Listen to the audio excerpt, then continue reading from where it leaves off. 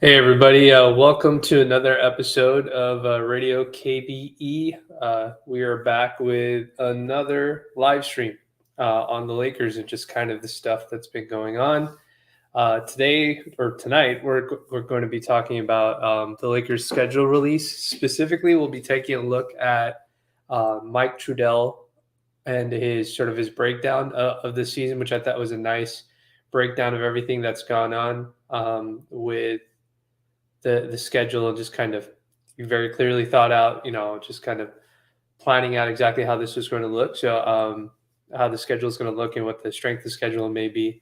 We'll go through that, and then we'll also take a look at some of the other big news that sort of happened today, which was LeBron.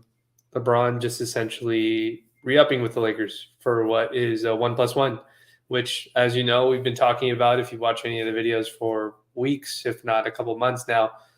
The one that's really makes the most sense for him to take was going to be a 1+1 to basically allow himself to have a player option for that final year.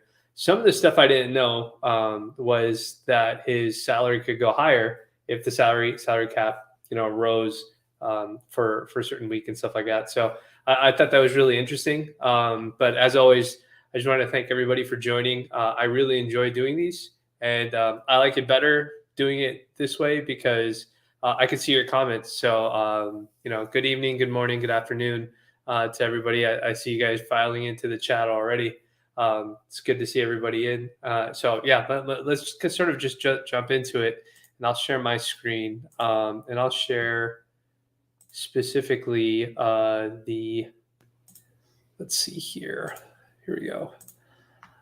Let's go with what we have here, which is, you won't be able to see it like that. Okay, so that'll be better to see, and I'll make this a little bit larger so it's easier for us to read.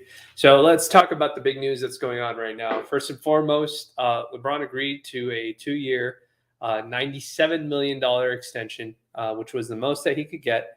That had a player option for the final year. That player option lines up exactly with what Anthony Davis is. That was expected.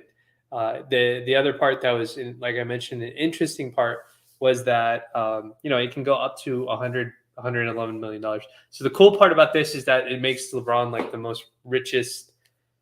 the richest athlete, NBA athlete in terms of like earnings and stuff like that he's ever had. So that's another cool thing. Obviously people are going to be looking more towards him taking the overall scoring record over and stuff like that. But it's a testament to LeBron's longevity, not only as a player. A lot of people say, well, all these statistical accolades are all, they're longevity accolades and stuff like that, where he ranks in assists, rebounds, scoring, all that sort of stuff. But it's not just longevity, because there's been players that have played for 20 years. It's the level of quality of play he's done in the years that he's played, 18, 19 years.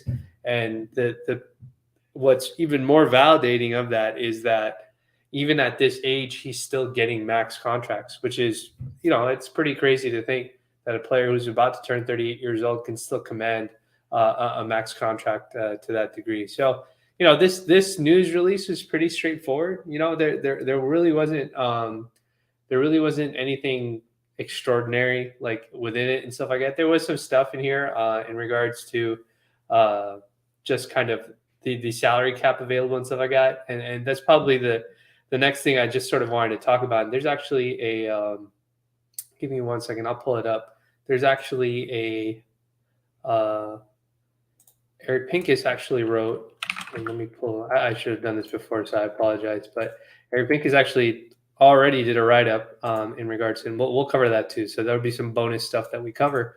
But Eric Pincus also did a write-up on just kind of where the Lakers go from here. And let me remove this banner so it's easier for you guys to see. So, as you can see, LeBron, 38, is going to take over Kareem's scoring record. It's going to be extraordinary. Everything that he does, I think this season, as long as he stays healthy, will be an amazing season for him just as a player, regardless of whatever happens for the Lakers as a team and stuff like that. And then obviously this contract gives him the ability to just kind of go ahead and opt out if he decides that he wants to immediately go play with his son. I think there's been some ambiguity. We the idea that he wants to play with his son, I don't know if it's like as soon as his son gets in the league, he wants to play with his son and then just play with him until he's done playing basketball himself, or if it's one of those things where he just wants to have an opportunity to play with his son before, before he retires or something like that. So there's two different things. Obviously, the Lakers can make this much more easy for themselves if they just draft his son. But a lot of stuff has to happen. Is LeBron's still playing at the same level that he is before? Is he still healthy? All that sort of stuff. From a marketing standpoint and a business standpoint, I think this is something that has not been discussed as much. But, the way that the Lakers have marketed having Braun on here, and obviously the power and the size of the brand, like them, it almost makes sense from them from a business standpoint to try and get Bronny, even if LeBron isn't like the very best, just because of the marketing. Like you just literally let them go out there and play, and Laker fans will be amazed, and LeBron fans will be like, well, this is something very unique. You haven't seen something like this happen. So from a business standpoint, it makes a lot of sense, even if LeBron isn't necessarily a max tier player, for them to try and get Bronny and retain him. Because if he can still be a productive player, you could see priority shifting a little bit and stuff like that with him. And so I think, when we look at this 2-year extension, and obviously we have him locked in this year, we have him locked in next year, and it's a year after that where he would possibly, be able to opt out of his player option, stuff like that. I think that's still a whiles away in terms of having to look out for stuff like that. And I think the free agent class is going to be much better if he does decide to opt out and stuff like that. So that feeling of despair and stuff like that, it's at least it's pushed off for another 2 years. At least for Laker fans who think that we won't have somebody to sort of backfill and stuff like that. But it does put sort of a it casts a veil to some degree, right? Because both Anthony Davis and LeBron can opt out at the same time. And when both your superstars can do that at the same time, it makes, everything is amplified even more than it's amplified right now, because, if Anthony Davis turns it around and stuff like that and has a really great season, or is, back to the guy that we expect him to be, there's priorities that get weighed and stuff like that. So it'll be very interesting to see just kind of how things work out. Obviously, we need these guys to be healthy. But one of the things I did want to discuss is, and we'll do that with sort of this next portion that we'll talk about. And it's the Lakers having $20 million in cap space in 2023. So, if the Lakers keep LeBron, and I'll pull up this, because I know that you guys appreciate being able to actually see the numbers and stuff like that. But when we take a look at the cap sheet for next year or next off season, we can actually take a look. Let me share this screen. I'll share this tab so you can see it. So when we take a look at this, and we take a look at our salary cap sheet. So in Woj's report, he specifically mentions that the Lakers can make up to $20 million in cap space, which is not enough for a max player, but they could increase it up to about $30 million in cap space if they wanted to. If Taylor Horton-Tucker opts out of his player option, which he probably won't unless he has a really extraordinary season. Or if Damian Jones has, again, an extraordinary season and gets picked up, which is possible because we've seen that happen for other players, guys that are on veteran minimums. They have a really great year. Laker fans love them. They end up taking, like a $5 million a year sort of deal or something like that somewhere else. So that could happen. So Lakers should open up like another $30 million. And obviously the idea is that they're going big game fishing. And the big game that we're trying to fish for right now is Kyrie. Most of the rumors have been about moving Russ and stuff like that. And so I don't know what direction it'll go in. It just seems like that's the direction that they'll go in. But now with LeBron having this extension set up and stuff like that, I don't think there's any reason to try and preserve cap space. The only possible reason I could see that they would try to preserve cap space, or if they moved players, only take back expiring contracts, is if they think that they won't get Kyrie via a trade and that they'll need $26 to $30 million to sign him in the offseason. And even then, like I'm on the fence about whether you use all your cap space up for one specific player at that number and stuff like that. So it's very hard to tell just kind of what direction the Lakers will go in. But I honestly don't think, I think they probably have better opportunities to really fill out the depth on the roster by making a trade, whether it's Russ or whether it's smaller players, and taking back longer term salaries. So you essentially know now that you're going to have LeBron on your roster for this season, next season, and most likely his player option too as well, because it's a lot of money to opt out of unless you're going to get a very long extension. And by then, we don't know what the CBA will look like. The CBA may be something that it still has the over 38 clause where he can't really do more than 1+1s or 2-year deals because of his age and stuff like that. So there's a lot of stuff, and we don't know if there's going to be a lockout. We don't know what it's going to be, and so there's a lot of uncertainty in that situation. So he could opt in, he could opt out. Who knows what it is? But from a championship, from a basketball perspective, right? We've got Darvin Ham locked in for 4 years, I believe. Like, we want to be able to give Darvin Ham and our coaching staff a chance to be successful. So grabbing guys on 1-year deals and 2-year deals and stuff like that, now that you have your 2 stars locked in, role players specifically, I don't think is a smart thing to do. I think the smart thing to do is continue doing what the Lakers have essentially done right now, which is you go to Darvin Ham, you say, what kind of players do you need for your offense to be successful?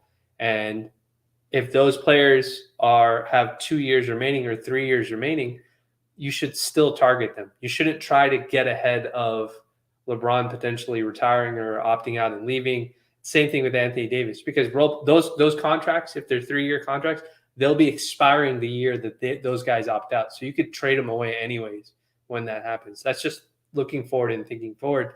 But I think that this, now with LeBron's extension locked in, there should really be no more there should be no waffling about like trying to keep cap space open and stuff like that. Like, unless you're landing some guy who's like 23 and will sign with you for $20 million, like, I don't see any reason at all to keep cap space open. And so I'm very, very much against that. And I don't think that's a very wise way to approach this. And I think the lack of continuity will hurt the team more. And that's something that's really, really hurt this team, because we've had 3 different iterations of this team since Anthony Davis has been here. And that's just not a sustainable way to be a good team. So I think you've got a good coach. And I think we've got a coach that has a very sound philosophy. So I honestly do think that we should just try to get the guys that he needs. And we have. I don't know how big of a role some of those guys are going to play, guys like Toscano Anderson, Troy Brown, Lonnie Walker. But I have an idea of the roles that they will play. I don't know how big the roles will be, but I know I can see what the roles are, because when you deconstruct some of what Darvin Ham does and what the Bucks do, and with their wings and with their guards, you can start trying to figure out what it is that goes on with it. So the next thing I wanted to look at was just kind of what Eric Pincus's write-up for Bleacher Report was. He's the Lakers writer there. He's a wonderful guy, excellent cap guy, salary cap guy, very smart, and very thorough with his math and stuff like that. So he actually covers it more in depth. And he talks about how the Lakers can create up to $20 million in cap space next summer if the cap line's at 133. And then he explains exactly what I just told you guys. If Horton Tucker picks up his $11 million option, that number, it sits at 20.1. But if Horton Tucker and Jones opt out because they have better opportunities, or maybe Horton Tucker's not on this roster, they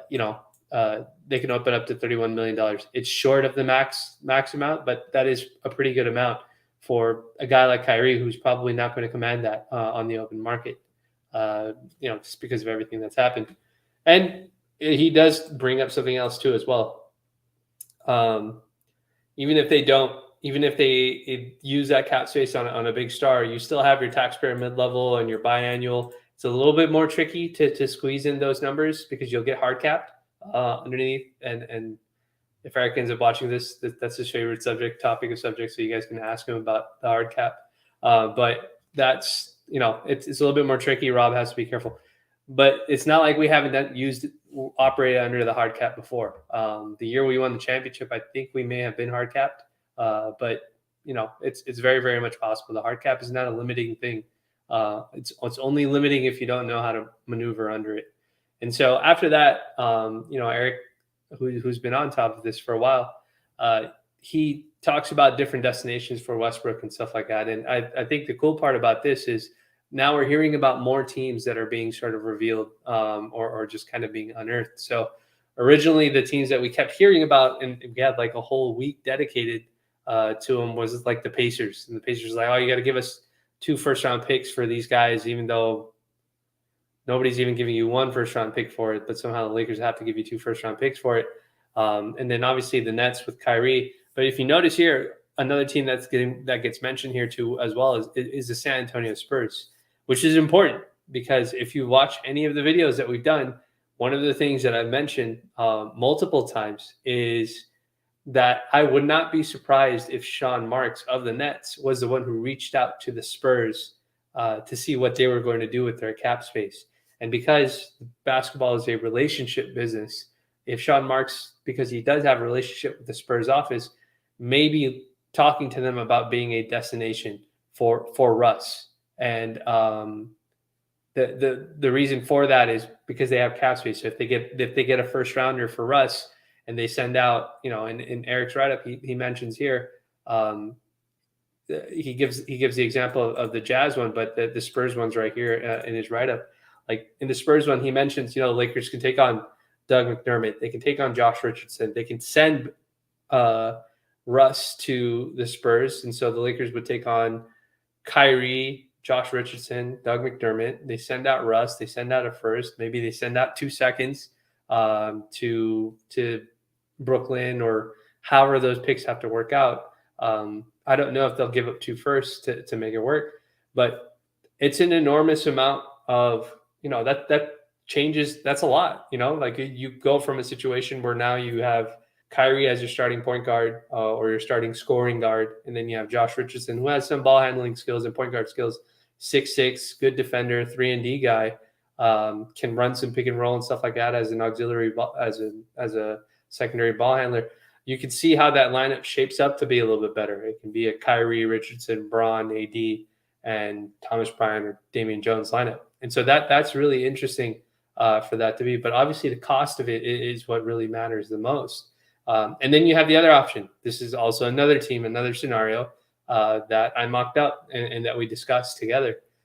Is the Lakers possibly being tabbed with the Jazz? And the Jazz, originally the way I mentioned them was the Jazz really probably want to get Donovan Mitchell in New York because they want to get the 5 or 6 first-round picks that they want to get from New York.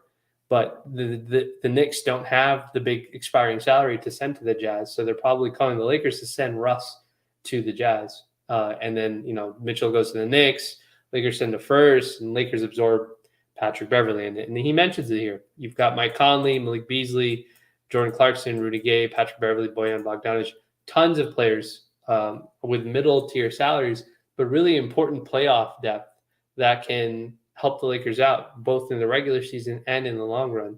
And so there are options that are out there that you can see that the Lakers can possibly pursue.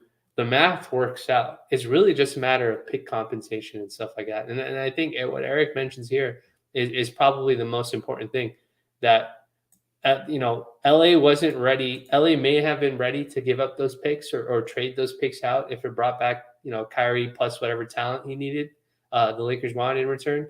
But they were only going to do it if, LeBron extends. And that is a big part of the calculus. Like, no front office wants to be the front office that was decimated after LeBron left, or because LeBron decided to make a decision that wasn't, in their favor and stuff like that, because it makes, the way media always spins it is like, oh, this team is very desperate. Look at what they're willing to do for LeBron and stuff like that. And that was a thing. Like that is a thing that happens in the media. If you guys remember back at the trade deadline, if I remember correctly, it was like Dave McMenamin or something like that asked it was such a loaded question that I couldn't stop laughing when I heard it. It was something to the degree of, something to the degree of like, how do the Lakers or does Rob Pelinka understand that he is ushering the twilight of LeBron's legacy, and is he taking that seriously? Like it was written, it was asked so dramatically that it was just like, all right, dude, like we get it. Like LeBron is probably going to go down as the greatest player of all time if he isn't already the greatest player of all time in your mind. But we don't need the theatrics. We just need a good basketball team around LeBron so he has a chance to win a championship. His individual accolades, like people aren't going to look at the Lakers and say, "Oh wow, yeah, it's because of the Lakers he reached it." No, it's LeBron has done it. It's his longevity. It's his individual accolades that he does it. We just want to put him and ourselves in a position where we want to be successful. And so the media is always going to do that. And you saw that when his extension was getting closer. Again, something that I mentioned, when it was like a week away from the extension time discussion to happen, you had a couple of people, on national media say, well, is LeBron going to apply pressure? Should he apply pressure? Is it the right thing to do? And then some people are saying, yeah, it is. And fans of LeBron are like, yeah, he should totally apply pressure. That's just not how it works. He is going to break records in the Lakers jersey, barring anything catastrophic happening to his health or something happening to the team or the front office relationship with Clutch. He's going to break records. He's going to want the storybook ending. He's probably going to want his son be able to play with his son in a Laker jersey because there's no bigger brand that he could attach his name to for it to be successful. And mind you, this is not saying he's not, like, he's a tremendous brand himself, but there's mutual benefit because he's a humongous brand himself. He's a storied athlete himself. So the friction that people create when it comes to this sort of stuff, I understand why it happens, but sometimes it just doesn't work out that way. And this extension is a great example of that. He took exactly the one that gave him the extension that gave him the most freedom to choose what he wants to do. And there was no questions about it. There was no applying of pressure. And, based on what Chris Haynes said and stuff like that, the conversation was more about being productive and, how is the offense going to work? Are we going to feature Anthony Davis more? Stuff like that I covered in my last live stream. So we take both of these things, the Woj report, Pincus's great, breakdown of what numbers and stuff are available. It's very, very clear that there are moves out there that the Lakers can make. And my most common thing, like the thing that I've said over and over again, is everybody's making this about Russ. Everybody's making this about LeBron. Everybody's making this about, like those two individuals, when really the conversation needs to be about our front office. It has to be about Rob and the decision that he's going to make. And the folks that are involved with making those decisions. Is he being smart about having these discussions? Is he being very hardlined? Has he been given a mandate of how many picks he's allowed to send out? All that sort of stuff. It comes down to the front office. How much is our front? What is the upper tier limit of luxury tax that this front office is going to be willing to spend? How inventive or how creative can Rob be in making a deal? And then with whatever assets he has left over after the main deal is done, how does he make moves, right? Because even if you look at the previous article, if you add Kyrie and Josh Richardson, Doug McDermott, well, where does Talon fit in? Where does Lonnie fit in? Where does Nunn fit in? So you still have more steps after that still have to be figured out. But that is an important part of just kind of all of this. It's an important part of how all this stuff sort of works. And that foresight and being planned, I think they're going to lean on Darvin Ham because they want Darvin Ham to tell them what kind of players that you want, which I think is really good. But at the same time, you have to be really good about scouring the league and finding out who's available, who's not available, and making sure those guys fit with the roster. We're not building for 1 year. We're building for 2-3 years. So I think the Lakers have a really good opportunity to build out a roster for 2 to 3 years. Doesn't mean that's going to be exactly the same, but to tackle some of that lack of continuity that we've had on the roster, get young guys, get athletes, get guys who want to be there, who want to prove themselves, who want to win a championship, who understand what it means to wear on a Lakers jersey, all those things that we want as fans. But we can't do this thing where we keep bringing on these guys and then hoping that the carrot that's in front of the horse is just going to always work, because it doesn't. Uh, it didn't with the veterans last year. They didn't play any harder, even though so many of them were on the precipice of being out of the league. And so if it didn't work for veterans, like, there's no reason to believe that young players who feel that can be productive won't just go to another team.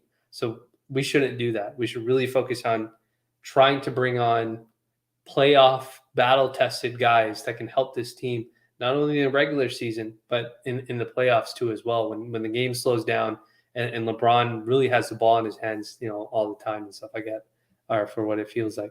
So if we just kind of continue on, and we go from Wojcic's report, Pincus's write up, and now to Mike Trudell's wonderful write up, and it's a breakdown of the schedule and stuff like that. And I thought he did it really nicely. And he did a very nice job just kind of putting them into blocks, which is really the way to think of this team and the way to think of this schedule. And so one thing I want to say before we start going into this is there is one thing that Darvin Ham has said. I haven't seen it covered too much, but Darvin Ham has said a couple of times already. He said very specifically that he expects the team to figure things out as the season starts. So he doesn't have it. He expects the team to get stronger as the season goes on. And so I think there is a level of expectation that Darvin, there's a baseline standard. This is the part that we've been talking about. There's a baseline standard of style of play, effort, accountability, that sort of stuff that Darvin Ham has. But in terms of picking up the routine, the muscle memory of how they're supposed to play on offense and defense, that takes time. That doesn't just happen just in 2 weeks of training camp and a couple of preseason games. That's going to be something that has to gradually ramp its way up. And one of the things that he said is that he expects the team to get stronger as the season goes on, so that they're kind of peaking, more or less. And that's my term. That's not his term. Like peaking, they may peak earlier. Who knows? Or they may just come out the gate guns blazing. Peaking at the right time, in March, April, before we get into the playoffs and stuff like that. And so that's an important part of like just keeping perspective as to what's going to happen with this team when the season starts. Whenever the season starts, and we're probably spoiled from the season, the championship year that we had, because we came out guns blazing. Like we were just kicking everybody's ass, like just all over the place. Doesn't mean we can't do it now, but it's a different team. We still have some pieces to move around if they get moved. But it may start off a little bit differently. So one of the advantages that we do have, even though the teams that we are playing aren't pushover teams, we do have a lot of games at home, which means that we're not traveling very much, which is good. And so Trudell covers that here. A bunch of our all but 3 of our first 15 games are at home, and this was last season, but we have a home heavy schedule.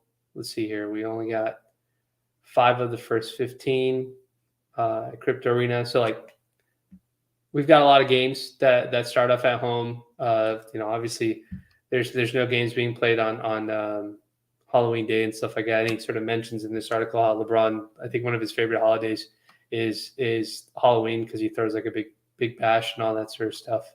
And then after this, he sort of goes on and discusses more in regards to just some specifics with just how many, cool facts and stuff like that related to LeBron and stuff like that, it being his 20th season and what it'll take for him to pass Kareem, and what Darvin Ham's like schedule and stuff like that when we return to Milwaukee. He also covers like the rotation and stuff like that. I don't think this is going to be our rotation. I'll say this. I would be very shocked if Lonnie Walker and Austin Reeves both leapfrogged Talen Horton-Tucker in the starting lineup or on the depth chart, and Talen was still on this roster. A $6 million player you just signed, a second-year player jumping over Talen Horton-Tucker, a $10 million player, like that, I would be genuinely shocked. if that's how the depth chart worked out. That's why I keep saying that if that's what people think the depth chart is going to be, I wouldn't be surprised if the Lakers move Taylor, because that doesn't seem very smart. And then obviously if Russ moves and stuff like that, the depth chart shifts around and stuff like that. So it'll be very interesting. But one thing I will say is this: when we take a look at just kind of the opening schedule and stuff like that, um, and we just kind of look at the fact that they're at home for a lot. Um, you know, they play. I think they play Denver twice. They play New Orleans. I think they play Utah twice. Like, so many of these games. One thing I think that'll be very important is to set the tone early on. And a lot of times we as fans, we have like this expectation that like the person that's going to set the tone every single time is going to be it's going to be LeBron, and to some degree it is. But I think even though the teams that we're going to be playing against early on in the season won't be, even though the teams that we're playing, they're not pushovers and stuff like that, like it'll give us a good barometer to understand just kind of if Anthony Davis has really been working on like his health, and he's been working on his conditioning, and he's been working on being, the guy that we expect to be. We should see that. Like, you should see that early on. Like, I don't think we want to see like a ramp up period with him. Like, ideally, we want to see him come out the gates being the guy that we expect him to be, because it'll help set the tone for the rest of the role players who are trying to figure out how they slot in and stuff like that for the rest of the team. So, we won't get too much into what goes on. Like, and he doesn't, Trudell doesn't get into it too much, just kind of talking about, what the schedule looks like after the beginning of the season. Like, the Lakers have a good chance at the first 10 games. They could probably, based on what that schedule looks like, they could probably have 7 wins, maybe 8 wins if they catch, if they beat Denver twice, if they split maybe the Warriors and Clippers game, or maybe if they win both of them, who knows?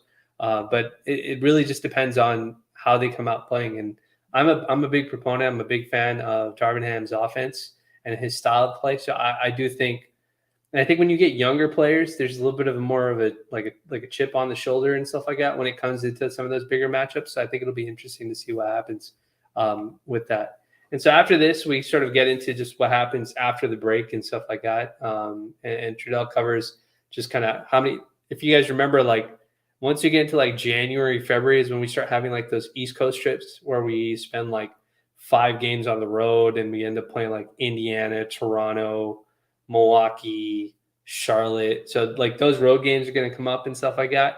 But the interesting part, and yeah, there it is. He just kind of mentions it right here. Like in December, you'll see us from December 25th to January 2nd. We got Dallas, Orlando, Miami, Atlanta, Charlotte. So we do the Southeast. We stop in Dallas, and then we do that Southeast run, which we do every single year. And then after that, at the end of January, we end up doing the Northeast, the dance that's up there, and we end up playing a whole bunch of teams that are in the Northeast region and stuff like that. So Boston, Brooklyn, New York, Indiana, and then we finish it with a stop in with the Pelicans on the way back. And then towards the end of the season, we get games against Chicago, Minnesota, Houston, Utah, and the Clippers. So while the schedule is pretty consistent with like just kind of what goes on, like every single year, like we still get all the same exact, what's it called? Like the same, what am I thinking of? Like the same road trips that we always get. And that never really changes. Really the only thing that changes sometimes is just kind of whether we get an easy start or we don't get an easy start, and whether we get an easy finish or we don't get an easy finish. And so one of the things that I will say is that the year that we won the championship, we started off really, really well. And I would say I think if I'm not mistaken, even the year after that, we started off really, really well. We had enough equity, like win equity is the term that I like to use. We had enough win equity that allowed us to lose games because of rest or injuries. And so the year that, the follow-up year when we had Dennis Schroeder and Marc Gasol, we lost games, but it wasn't as bad for us because we had won so many games earlier on and stuff like that with healthy players. But, obviously last season losing, I mean, after game 3, LeBron didn't play. Like he was hurt after game 3 at the Memphis game.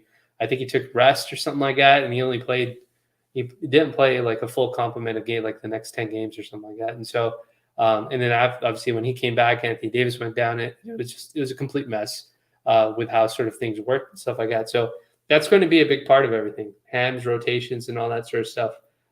It's all going to matter. Like everything is going to matter when it comes to it. So, as we sort of go through this, like there's some question answers with John Ireland and stuff like that when it comes to it, and then also we end up having just some matchups that might be interesting and stuff like that. The matchup against Minnesota, obviously the game that's in Boston in January, that's always a big deal. And then, something that's out there with Golden State and stuff like that. And so let me see if I can open the schedule up a little bit more for us to see. So if we make this, hopefully you guys can see this. I'll share the screen. So when we take a look at the entire schedule,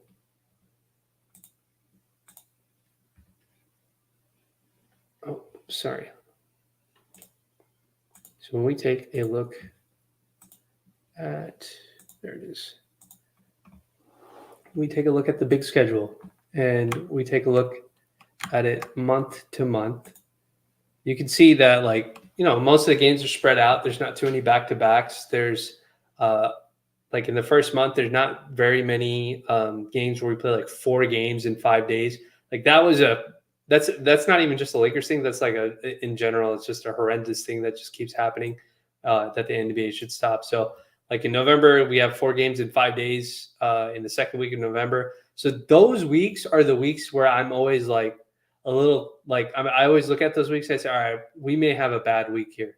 So like take a look at this week right here, like in November. Let me make it larger so you guys can see a little bit better too as well. Okay, maybe that should be better for you guys to see. Like, take a look at this week, right? Like we're going to have weeks like this, and we may not play well during weeks like this, or these will be the weeks where players rest and LeBron rests and stuff like that. Like the second week of November, Lakers playing 4 games in 5 days, which includes a back-to-back. Now, granted, one of these back-to-backs is against Utah, not a very good team.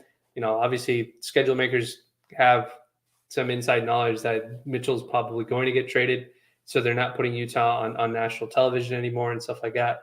But we get a day break, and then we come back home basically to play Clippers before we go back up to Northern California to play Sacramento. So again, 4 games in 5 days.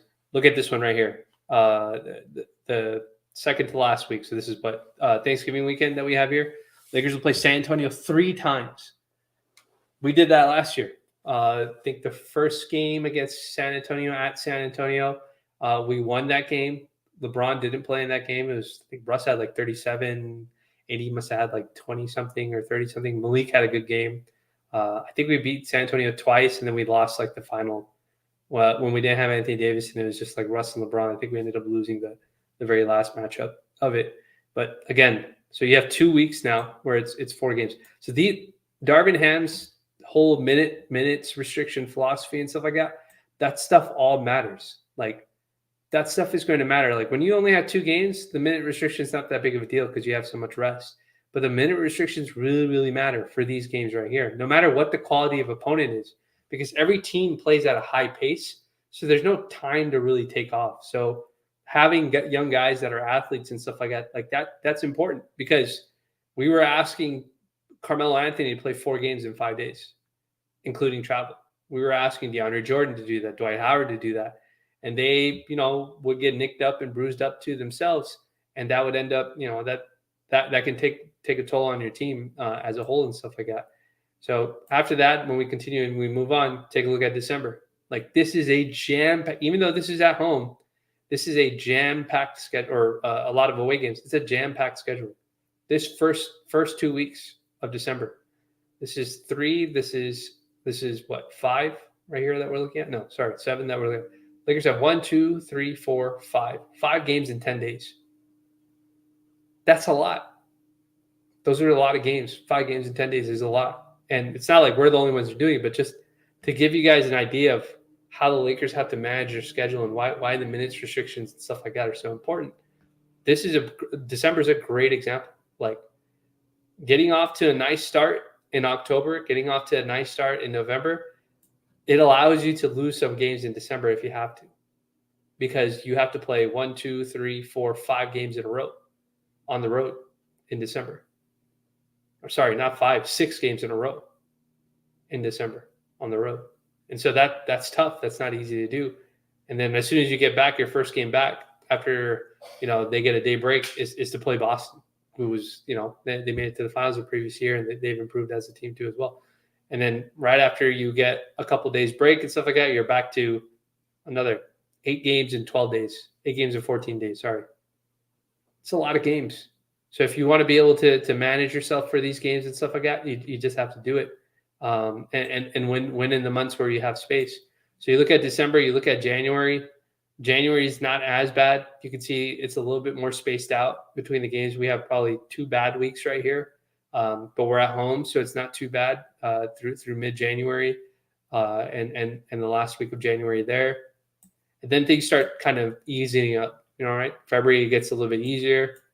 And then March, you get more of a structured schedule. We play a lot of Sunday games and stuff like that, but we get some decent space, a lot of good home games and stuff like that. So you can see that after month two, you get a lot of away games. December's Lakers are going to be on the road for all those away games. So it's just they're going to have to be road warriors, that for that month and stuff like that. And that's just, that's the way the schedule is. I'm not going to complain about strength of schedule and stuff like that, but because that in the end, that stuff all balances out, to some degree. But this is why Darvin Ham's philosophy matters. This is why when Darvin Ham says we are going to gradually get better as the season gets better, that's what he's talking about. He's taking a look at stuff like this, the schedule, and he's probably looking at something like at times like between the 4th and the 7th. Or the 4th and the 7th, he's got 2 days. So he's probably trying to schedule in practices to work on stuff that they really need to work on. The Lakers won't get very many practice days. You know what I mean? Like in December, where are they getting practice days? If they're on the road from the 1st, not even, you could actually backtrack it even further. Let's say from Thanksgiving, the 24th, like they get back for 2 home games. But after the 30th, they're basically going to be on the road for what is this, 12 days? They get back on the 12th. So they'll be on the road for a while, like half a month, 15 days, almost 2 weeks. When do you get practice in and stuff like that? So that's the kind of stuff that coaches have to consider. And it's, like I said, it's not limited to just the Lakers.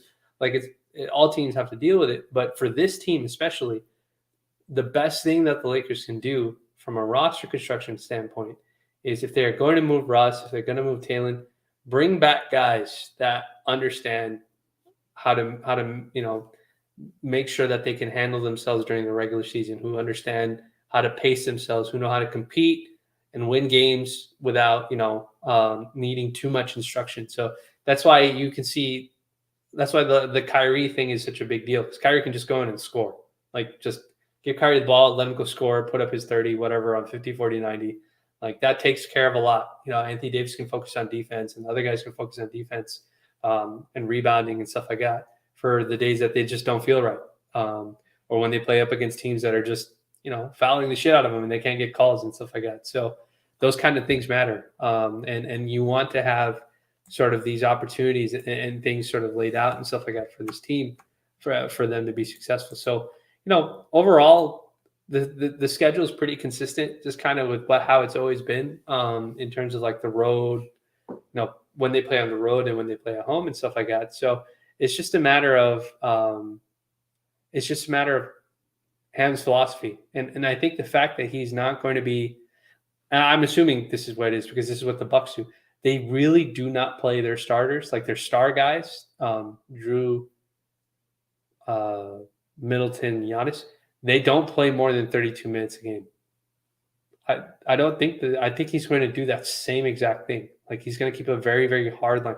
Even if it means they have to take the loss, they'll take the loss, but he's not going to play them more than 32 minutes because once you start going into that territory where I'll play LeBron 36 minutes this game. Well, next game you may play him 35. Next game you may play him 38, depending on what's happening with the competition. But better offensive philosophy, better defensive players, better defensive philosophy. LeBron shouldn't have to play more than 32 minutes. You should win those 32 minutes by so much that the remaining 16 minutes all you got to do is just keep the pace. Just score as much as the other team scores, so you don't have to worry about it. That's as simple as it is. So, schedule is fine. I think a lot of people, because of the way the roster currently is, are apprehensive about just kind of what we're going to look like, which is fair. I'm not the type to be all doom and gloom. I think the guys that we've added are good players.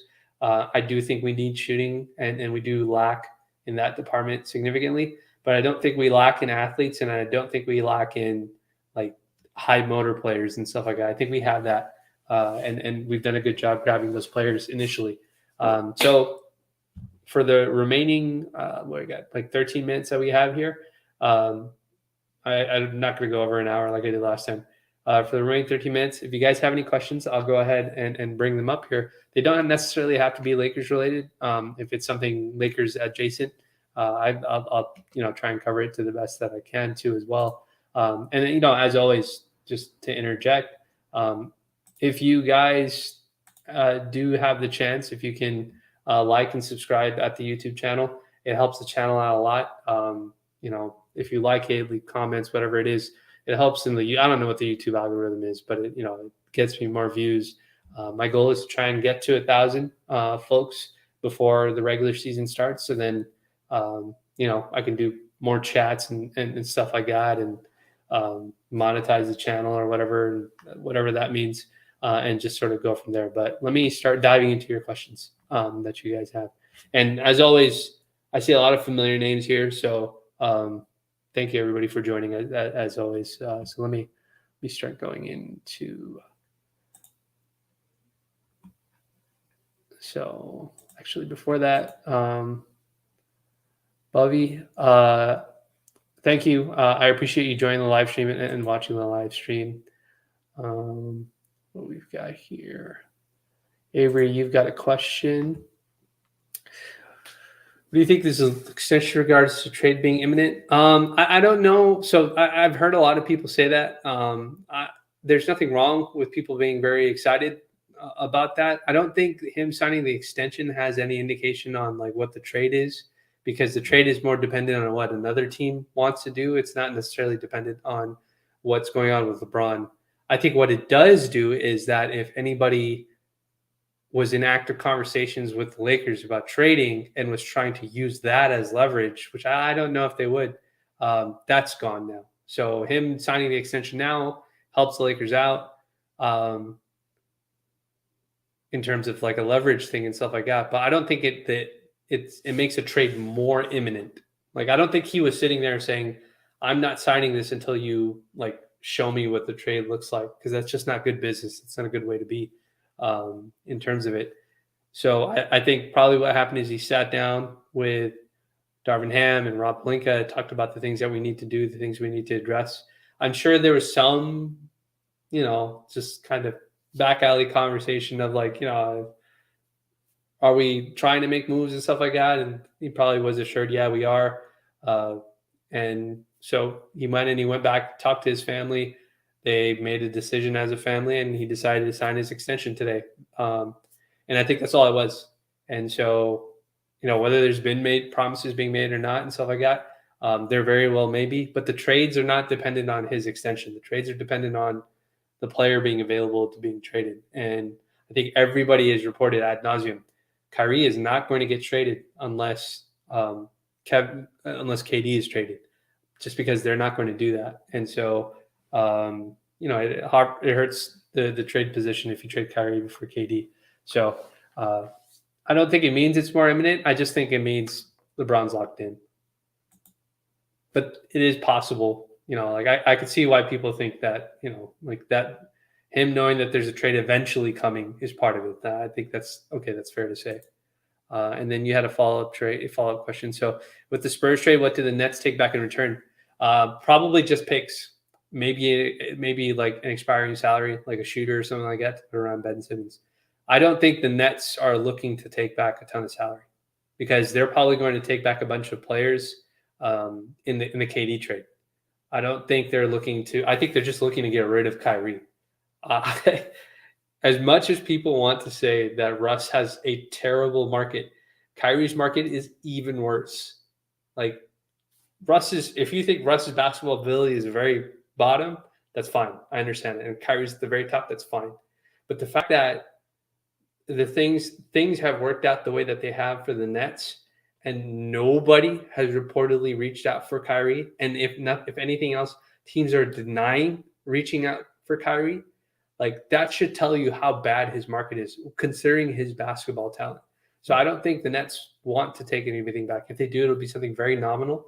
I think Eric has crunched the math on him, but if you include Kyrie's salary for this year plus the tax consideration, the tax that they have to pay, if they get rid of Kyrie for nothing, just for picks, like a first round pick, and let's just say at the bare bones construction of everything, the Lakers take on Josh Richardson, Doug McDermott, and the Lakers send Russ in a first to the Spurs, and they send 2 seconds, and maybe this person somebody very nominal, very minor salary or something like that, just to make the salaries work.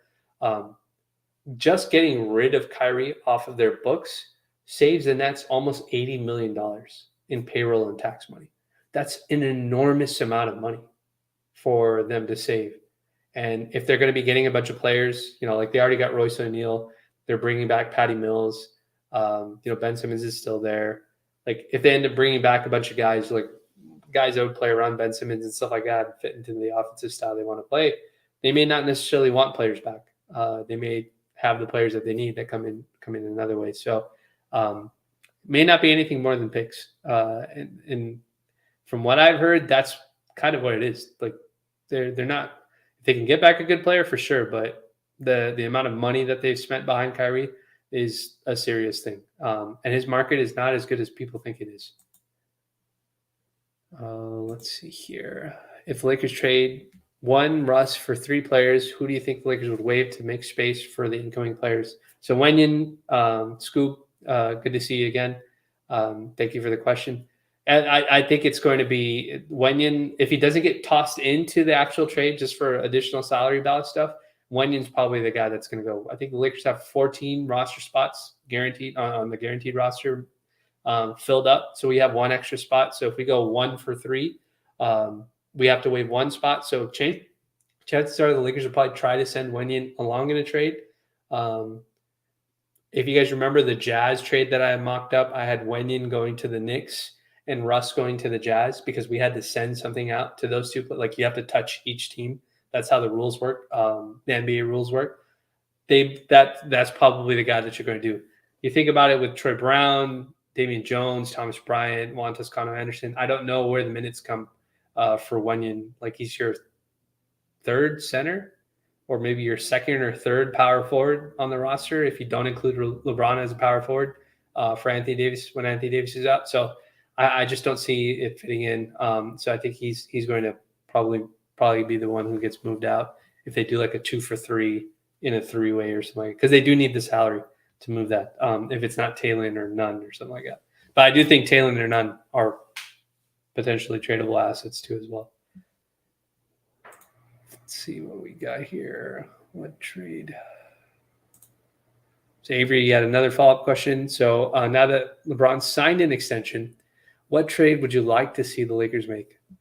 That is a very, very tough question to answer. I think I did a video a while back about whether the Lakers should target Kyrie or whether they should target depth. I like the pros and cons of Kyrie is the pros is he's a world-class scorer, and he's probably the most playoff tested guy that you're going to get. From a basketball talent standpoint, he is in a different stratosphere, obviously, as a player compared to most other guys. My only concern is he is an undersized guard. So if you trade for him and you don't get another big guard, or a really good wing defender, 3-and-D guy alongside him, and we don't have many more mechanisms outside of veteran minimum, that becomes a problem. So you have to try and get a guy like Josh Richardson if you're going to do a 3-way with the Spurs in order to do it. I think there's still holes that need to be filled. Unless you believe that Austin Reeves, which I don't want to put pressure on those guys, Austin Reeves, Lonnie Walker, Taylor Kinderman, unless you think those 4 guys they can fill that gap, defensive gap on the perimeter, there's an issue with that. So I like the ceiling for if you trade Kyrie, assuming he stays healthy. No, that's another big thing. He can't stay healthy. He seems to have issues doing that outside of the COVID stuff. But I do like the depth. I like the idea of trading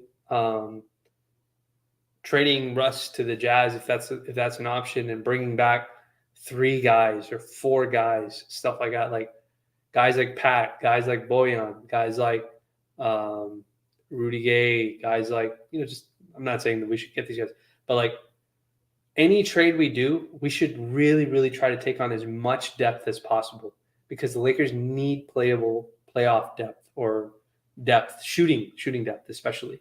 That Jazz Knicks trade that I had mocked up would be like a dream alternative to Kyrie.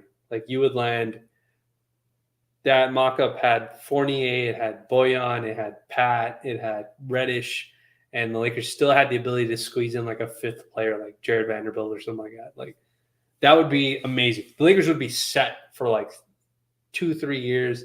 They'd land 2 blue chip prospects in Reddish and Vanderbilt. Like, you would rebuild the team so fast, not only for a run now, but also into the future.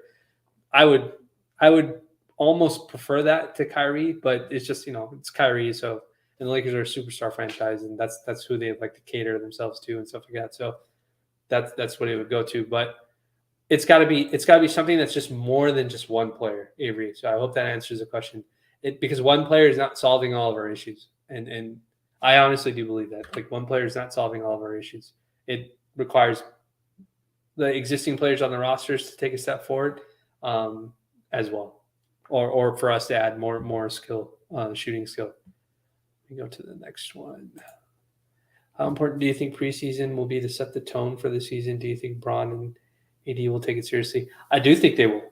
I hope they will. I shouldn't say I do think they will. I hope they will. It's not less so Bron. I hope AD does. Like, even if they only play 1 quarter, or if they play 2 minutes, like, I hope they just. It's a pain to dress up, warm up, get ready, get a couple shots up, and go back to the bench, even if it's preseason. Like, it's taxing. It requires effort. But the fact that you do it shows commitment to I think, and I think it sets a standard for everybody else. And again, I think Darvin Ham is big on stuff like that, being accountable to not only yourself, but to your teammates too as well. And I think he's going to expect it to some degree that, LeBron will play some very, very minimal minutes, and he probably won't play all of the preseason games. Maybe he'll play a couple of them. Same thing with Anthony Davis and stuff like that. But those reps really, really matter, especially when you have 2 players that have just not played that much basketball in the past 2 seasons. And thank you for the question, as always, Ishmael. Let's see, what do we have here? Scoob, you had receiving less national televised basketball games than last season. What do I make of the Brooklyn Nets receiving less games? Same exact thing that I think as with the Jazz. Like, if you look at the Nets situation, regardless of whatever is being said outside, written publicly and whatever, like, if you just look at the situation and what they've been doing, I don't see a situation where KD shows up to training camp. Like, I don't think he's going to show up. He's not saying it explicitly. He's saying it in a roundabout way, because he's telling you have to fire the coach and the GM in order for us to repair the situation. Well, you're not going to training camp to play for the coach. So you're basically telling me you're not showing a training camp. And I think the league is responding to that. Like, I don't know if the league gets inside information. Maybe they do talk to the owners or to the GMs, the schedule makers, when they make these decisions. But, like, they're seeing that. They're like, all right, like, we can't put these guys on TV because they may be terrible on TV. And then they look at a team like the Jazz, who've already traded Rudy Gobert, who almost lost all of their nationally televised games. Like, that's also telling you that they're probably going to move. Just look at what the Jazz have done, right? Forget the Gobert. You traded Gobert to a division rival, right? You hired a first-year head coach, and then Donovan Mitchell's best friend, who you traded a pick for last season, you let him walk for a two-way contract with the team that you traded Rudy Gobert to. So, like, when you think about it, like, you take all your emotions out. Don't even be a Lakers fan. Just look at it objectively. Both of those situations, like, the teams are telling you what's going to happen. Players are telling you what's going to happen. I think the league is just responding to that and hedging their bets because they don't have flex schedules and stuff like that as always. Let's see here. Inside Out. You might have said it already, but what's your personal trade option for Russ?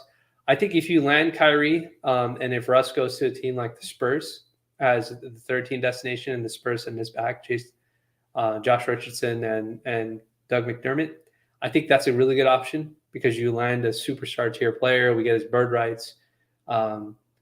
Richardson's a good role player. McDermott's a good role player. We're still a little light on shooting, but you could still move Taylor. You could still move Nunn possibly for shooting and stuff like that. Or Nunn could end up being the shooter that you want, along with a leap for Lonnie and Austin Reeves. But the Lakers have to believe that happens. But I do like the Jazz trade. I do like the version of the Jazz-Knicks trade that facilitates the Donovan Mitchell trade to New York, if it's possible, because it brings back the most shooters. So that trade was the Lakers land Fournier and Reddish from New York because they have to send out $24 million to get Donovan Mitchell. Lakers don't take Julius Randle because his salary is just too far. So they land them. Then the Lakers go, and from the Jazz they land, Pat and Bojan, and then if they need to squeeze in more salaries, they can ask about Vanderbilt, who just switched to Clutch, or somebody with a small $5 million salary like Rudy Gay or something like that. I like that because now you're adding a lot of shooting to the team. You're adding Pat, you're adding Bojan, you're adding Fournier, you're adding Reddish. Like, those are 4 quality shooters that you're adding to the roster. And Bojan and Reddish add shooting on the wings. If you want to run big wing lineups, Evan Fournier himself is 6'7". He's a pretty tall 2-guard, 2-3 guard. So it's like that's a good size, and that's something. Many of those guys you could see them playing very similar roles to what some other players play for the Bucks and stuff like that. So I like that trade a lot as an alternative. The trade that I'm actually the lowest on is the Indiana trade. I don't think that trade makes the Lakers as good as people think, not just Buddy and Miles Turner. I think it's just one of those things where, like, the cost, like them asking for multiple first rounders, I don't think that's good value in return. I would, and I don't think it's a smart way of building out the roster. So the Spurs trade, the Spurs as a third team, and the Lakers get Kyrie and role players from the Spurs, or the Lakers facilitate. If they can't get Kyrie, actually, the Nets could also reach out to the Jazz to facilitate the Kyrie trade to the Lakers too as well, because the Nets don't have the large expiring other than Kyrie, but obviously the Jazz don't want Kyrie. So, and then the Nets aren't going to give up a first-round pick to get rid of Kyrie. So if the Lakers sent Russ and a first to the Jazz, and then the Nets send Kyrie to us, and then, we absorb some more salaries from the Jazz, role players, stuff like that, that'd be another way to do it. But something that involves us adding some more role players, not just Kyrie, because I don't think that's a good solution to all of our issues and stuff like that. We really do need the shooting depth. What kind of deal would be a hard no? So this is from James. Thank you, James. What kind of deal to get off Russ would be a hard no for you, and have him send him home if it's bad? So I'll separate those two questions out, or I'll separate that question out into two answers. The deal to get off Russ that would be a hard no is probably 2 firsts, unprotected firsts. Like, if they're heavily protected, or if one of them is like protected to a point where we know it's not going to convert unless we're like a bottom 5 team in the league, then I'm okay with 2 firsts. but the protections matter a lot. I think everybody's been just saying that the Lakers should give up unprotected picks. Like, I would not do that. I would not give up unprotected picks even for Kyrie. Like, I would give up, like, put some protections, like top 2 or 3 protected, like in case the very most catastrophic thing happens, and then have the protections roll out even further, from there. Rob doesn't do that for some reason, and I think that's insane. But they really should protect the picks. And so a hard no for me would be like if both of them are unprotected and we're not getting back like 5 or 6 players. Like, and of those 5 and 6 players, like there has to be like some real blue chip prospects that can be Lakers from beyond LeBron's tenure too as well. And then to separate the other question out, I don't think you should send Russ home. I don't think that does anybody any good. The reason Houston did it with John Wall was because they wanted to play Kelly. They tell you they wanted to play Kevin Porter Jr. at point guard, but they played Dennis Schroeder at one point at point guard, and they were starting him, and then they moved Kevin Porter Jr. off ball and stuff like that. So I don't buy that. I think John Wall just wanted to play, and Houston didn't want him to play. They wanted to give those minutes to somebody else. I don't think it's going to get that bad either. So maybe that's the right way to say it. I wouldn't send Russ home because I don't think it's going to get that bad if he's on this roster. I think Darvin Ham is a very good coach. I think the unspoken part about all of this, because Russ is the big personality everybody's focused on, that locker room was not in sync. Like that thing that happened with Dwight Howard and AD, like the third game of the season or second game of the season, that pushing match or whatever happened, like something was going on there with that locker room. And so I think the coach being there and, there being more of a real hierarchy of who the stars are, who's the superstars, stuff like that. I think that's going to make a big difference. And so I don't think it'll get that bad. And I full disclosure, I don't think Russ makes it to training camp. I think it's in everybody's best interest. Won't rehash it again, but I think Russ and LeBron, no matter how petty they look out front, they are the adults in the room. They're saying this is not going to work. Like, 2 different styles of play. But we'll be professionals until things can be worked out the way that they need to be worked out. Where do you rank the reported trade possibilities from 1 to 4? Meaning Kyrie trade, Knicks trade, Utah trade, Indy trade.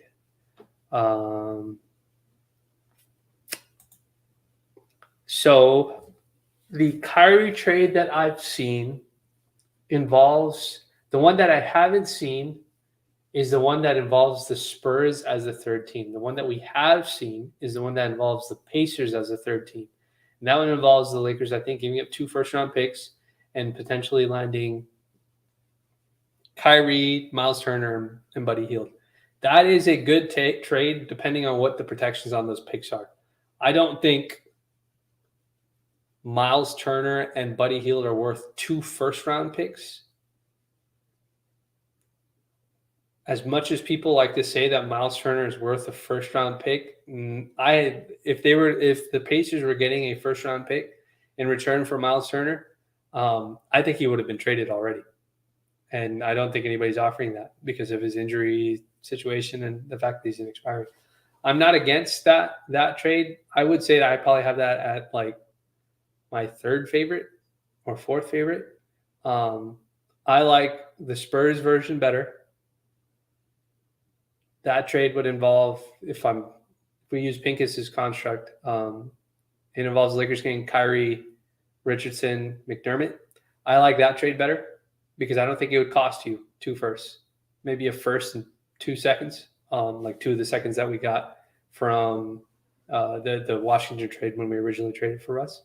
I like that better. I like facilitating the Donovan Mitchell trade better because the potential to bring back a lot of quality players is definitely there.